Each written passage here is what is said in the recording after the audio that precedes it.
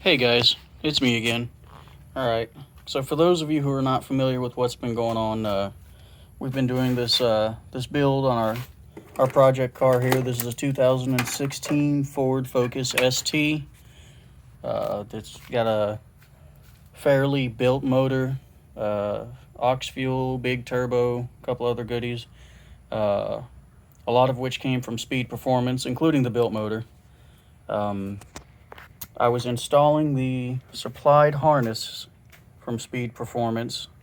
It's basically plug and play to the coils. When you order 4-port aux fuel, a lot of times the kits are just bare wires, and what they want you to do is they want you to tap into the coil wires so that the split-second controller can see when each cylinder is firing. That's this guy right here that we haven't mounted yet. We're going to be mounting that right here on this fuse box cover as soon as we get the wiring situation squared away.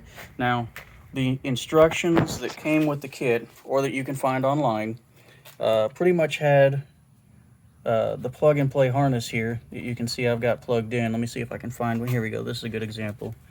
You can see it comes off the coil here, loops around, and plugs into the factory harness here, and then has an additional signal wire here that actually goes to the split-second controller so that it can see ignition and keep up with everything.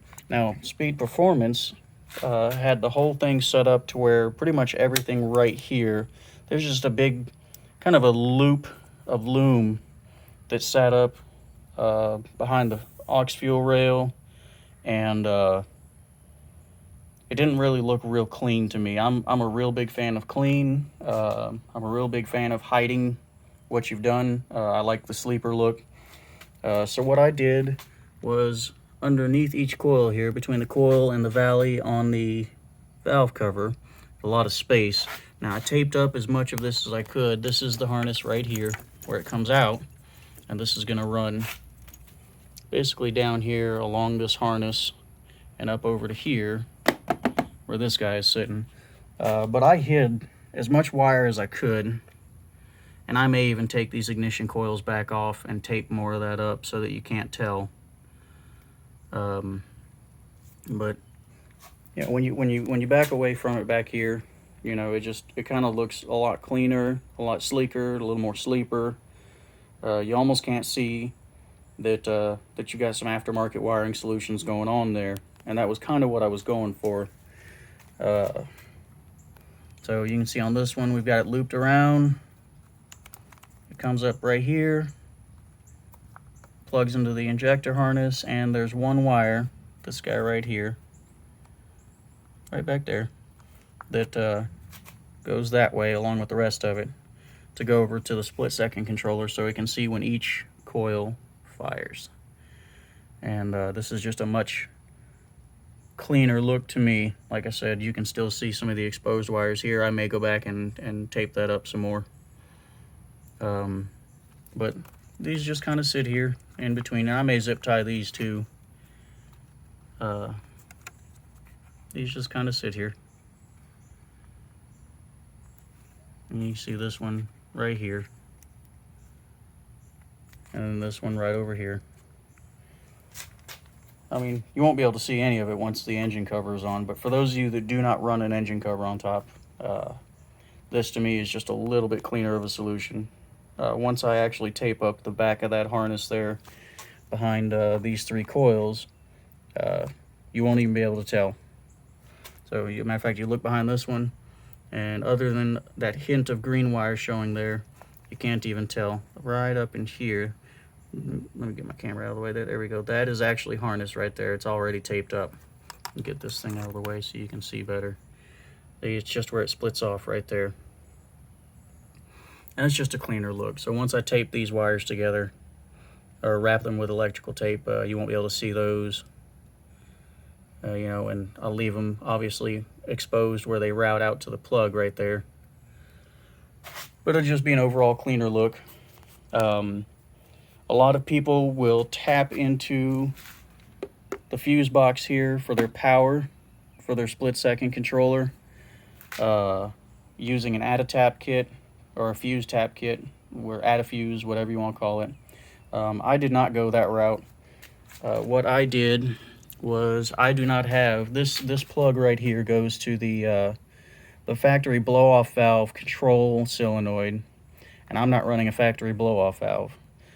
So all of that vacuum plumbing and that vacuum solenoid were useless. Well, I've got a power and ground wire right here that are perfectly good. So what I did was I went on Amazon, and I've got my power and ground wire for my split-second controller right here. Went on Amazon, and this is the plug that actually fits. See, once I get this routed, this will plug right in here just like that,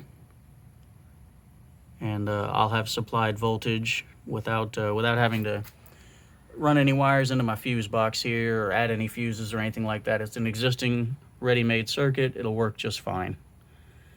And of course, I'll be looming this and taping it up, because obviously I don't want all that exposed wire. Like I said, the goal for me is to make it as incognito as possible. Cannot stand messy wires. I'm not patient enough to do a full wire tuck, otherwise I would do something like that, but that involves a lot of pinning and repinning and rerouting and figuring things out and knowing exactly where things are in relation to each other even when they're not installed, and I just don't want to do that. This green wire here is for the map sensor tap. It's going to tap into the gray with a purple stripe wire on the map sensor that sits on the back of the intake manifold. But we will worry about that once we get everything else done. This will be the very last thing we do right here. Matter of fact, I may tape this last once I get everything connected. I've got everything else done. Speed Performance was good enough to supply me with this plug here. I actually did the pinning and the wiring on the back of this here. Their kit came already pinned here, so all I had to do was do the other side. It is a little bit of a tight fit. I am actually going to be back probing on these when I get everything done, to make sure that I am getting fire on each one of these, because I don't want to have a cylinder that's running dry under wide open boost. That's a good way to melt a piston.